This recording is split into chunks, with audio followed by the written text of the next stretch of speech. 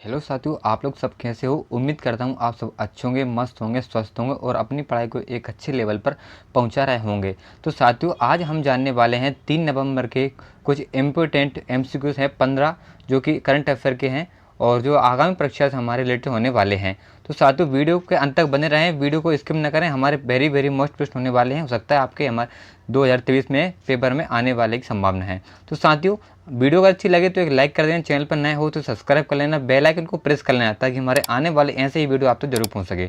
चलिए फटाफट क्वेश्चन में कोई बढ़ते हैं साथियों। तो हमारा पहला प्रश्न होने वाला है, हाल ही में पत्रकारों के खिलाफ अपराधों के लिए दंड समाप्त करने हेतु अंतर्राष्ट्रीय दिवस कब मनाया गया है। तो 2 नवंबर को पत्रकारों के खिलाफ अपराधों के लिए दंड समाप्त करने हेतु अंतर्राष्ट्रीय दिवस मनाया गया है, ये आपको याद रखना है। ठीक है साथियों, अपनी फेयर कॉपी में क्वेश्चन को नोट करते चलिए ताकि आपको रिवीजन के समय कोई परेशानी नहीं आने वाली है। ठीक है, तो 2 नंबर हमारा इस करेक्ट आंसर हो जाएगा। चलिए बढ़ते हैं दूसरे प्रश्न की ओर। हाल ही में टाटा रिन्यूएबल एनर्जी के एमडी एंड सीईओ कौन बने हैं। तो टाटा रिन्यूएबल एनर्जी के एमडी एंड सीईओ बने हमारे दीपेंस मंदा जी। ऑप्शन नंबर हमारा पहला वाला इस राइट आंसर हो जाएगा साथियों, ये आपको ध्यान में रखना है। ठीक है, option number first Deepesh Nanda ji. चलिए बढ़ते हैं तीसरे प्रश्न की ओर, बिना देरी किए हुए। ये रहा साथियों हमारा तीसरा प्रश्न, हाल ही में किस राज्य के हाई कोर्ट ने महादेव वन्यजीव अभ्यारण्य में टाइगर रिजर्व के गठन का आदेश दिया है। तो किसने दिया है आदेश साथियों। ऑप्शन दिए हैं राजस्थान, गोवा, महाराष्ट्र या इनमें से कोई नहीं। तो इसका जो राइट आंसर हो जाएगा हमारा साथियों गोवा। ऑप्शन नंबर दूसरा वाला इस राइट आंसर हो जाएगा साथियों, ये आपको ध्यान में रखना है। ठीक है साथियों, चलिए बढ़ते हैं हमारे चौथे प्रश्न की ओर। ये रहा हमारा चौथा प्रश्न, हाल ही में वैश्विक आवास मूल्य वृद्धि में कौन शीर्ष पर रहा है। तो हाल ही में वैश्विक आवास मूल्य वृद्धि में शीर्ष पर रहा है हमारा मलीना। ऑप्शन नंबर हमारा तीसरा वाला इस राइट आंसर हो जाएगा, ये आपको ध्यान में रखना है। ठीक है साथियों, मलीना हमारे हाल ही में वैश्विक आवास मूल्य वृद्धि में शीर्ष पर रहा है। ठीक है, राइट आंसर हो जाएगा मलीना। चलिए बढ़ते हैं हम पांचवें प्रश्न की ओर। ये रहा साथियों हमारा पांचवा प्रश्न, हाल ही में किस स्टेडियम में सचिन तेंदुलकर की प्रतिमा का अनावरण किया गया है। तो वानखेड़े स्टेडियम में सचिन तेंदुलकर की प्रतिमा का अनावरण किया गया है। ऑप्शन नंबर हमारा दूसरा वाला इस राइट आंसर हो जाएगा साथियों, ये आपको ध्यान में रखना है। ठीक है साथियों, चलिए इसकी हम थोड़ी डिटेल में बात कर लेंगे, इससे हमारे जो कि हमारा पूरा डाउट क्लियर हो जाएगा। तो मुंबई में श्रीलंका के खिलाफ भारत के वर्ल्ड कप मैच से पहले वानखेड़े स्टेडियम में सचिन तेंदुलकर की 22 फीट प्रतिमा का अनावरण किया गया है।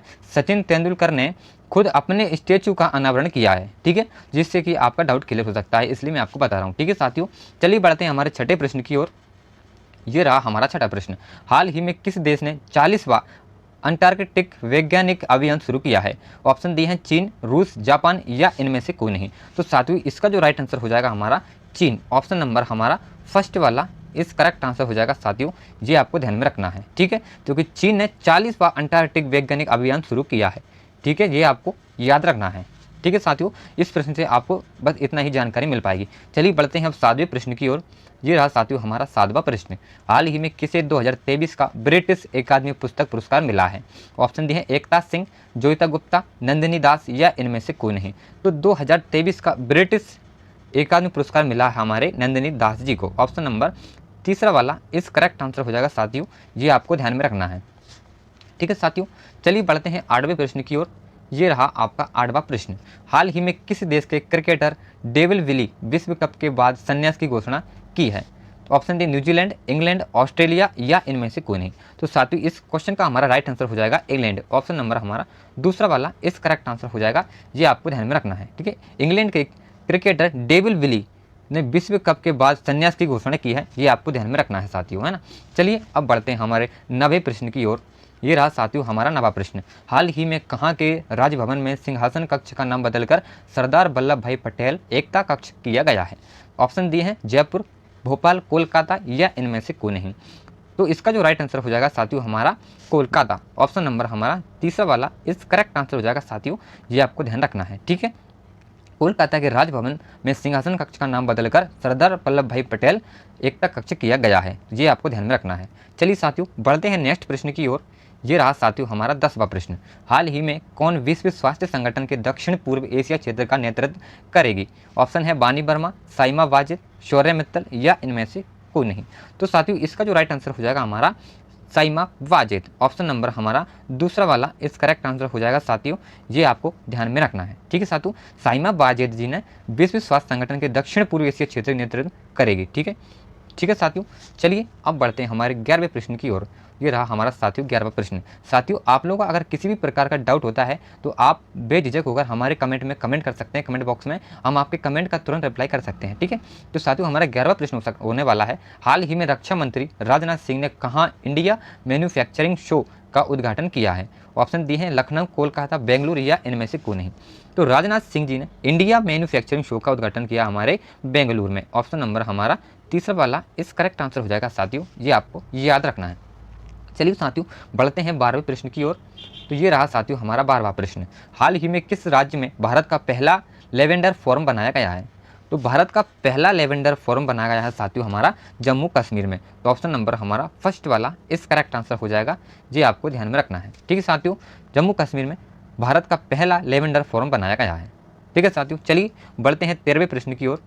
ये रहा साथियों हमारा 13वां प्रश्न, हाल ही में श्रीलंका के त्रिकोमाली में भारतीय स्टेट बैंक की शाखा का उद्घाटन किसने किया है? ऑप्शन है एस जयशंकर, शक्तिकांत दास, निर्मला सीतारमण या इनमें से कोई नहीं।